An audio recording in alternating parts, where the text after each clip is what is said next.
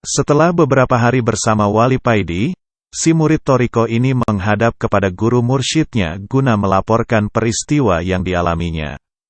Kira-kira 10 meter dari gerbang pondok, si murid ini sudah disambut kawannya yang juga mondok di situ dengan berkata, "Kang, sampeyan sudah ditunggu Mas Yai di depan musola pondok." "Loh, Yai sudah menunggu?" "Iya Kang.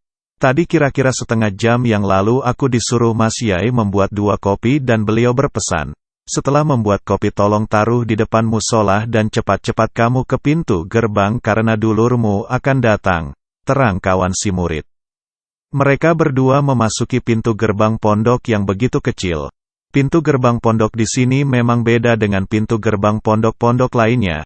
Pintu gerbang di sini cuma 1 daun pintunya dengan ukuran 1 meter kali 2 meter terbuat dari kayu yang dilapisi seng. Kalau ada orang yang tidak pernah ke pondok ini pasti tidak tahu pintu gerbangnya. Pernah dulu abahnya Mas Yai ini mau merenovasi pintu gerbang ini dengan membuatnya agak lebar dan diperbagus. Tapi malamnya abahnya Mas Yai ini mimpi bertemu Mbah Yai yang mengatakan, "Nak, jangan dipugar pintu gerbang itu. Biarlah seperti itu saja. Biarlah orang mengira kalau di sini tidak ada pondok." Setelah mimpi tersebut Abah Yai urung merenovasi pintu gerbang pondok. Setelah melewati pintu gerbang pondok si murid dan kawannya ini melihat Mas Yai sudah duduk sambil merokok di depan musola pondok dan di depannya ada 2 cangkir kopi. Si murid mengucapkan salam kepada Mas Yai, "Assalamualaikum." "Waalaikumsalam," jawab Mas Yai. Setelah mencium tangan gurunya si murid ini duduk di depan Mas Yai sedang kawannya pergi tidak ikut duduk dengannya karena yang dipanggil Mas Yai bukan dia. Inilah adab seorang murid. Setelah menceritakan pengalamannya, si murid ini bertanya kepada guru mursyidnya, "Yai, ketika sholat dulu, saya mendengar bacaan Wali Paidi itu tidak sempurna tapi lama-kelamaan suara Wali Paidi ini berubah menjadi sempurna dan sangat merdu. Apa maksud semua itu?" Setelah menghisap rokoknya dalam-dalam Mas Yai ini berkata, "Kamu kan jelas pernah mendengar, kata Nabi, bau mulut orang yang berpuasa itu wangi bagaikan minyak kesturi di hadapan Allah.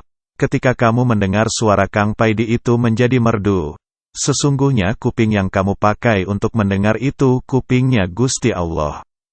Kalau kupingmu sendiri yang kamu pakai maka terdengar seperti itu jadi terdengar tidak sempurna menurutmu. Tapi di hadapan Allah bacaan Kang Paidi ini begitu merdu. Begitu juga dengan bau mulut orang yang berpuasa, akan tercium sangat busuk kalau menciumnya itu dengan hidung kita sendiri."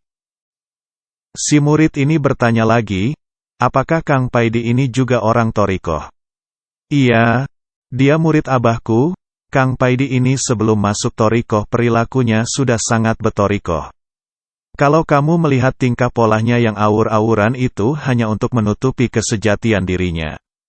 Setahu saya Kang Paidi ini orang yang tidak punya suuzon kepada orang lain.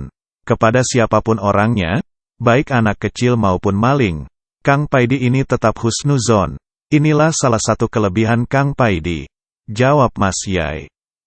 "Tapi, mengapa bukan Yai sendiri yang mengatakan kepada saya kalau selama ini tempat yang saya kira maka itu sebenarnya tempat pembuangan sampah?" tanya si murid lagi. "Hahaha, itu memang tugasnya Kang Paidi. Dan lagi, tempat pembuangan sampah itu kan dekat dengan musola Kang Paidi.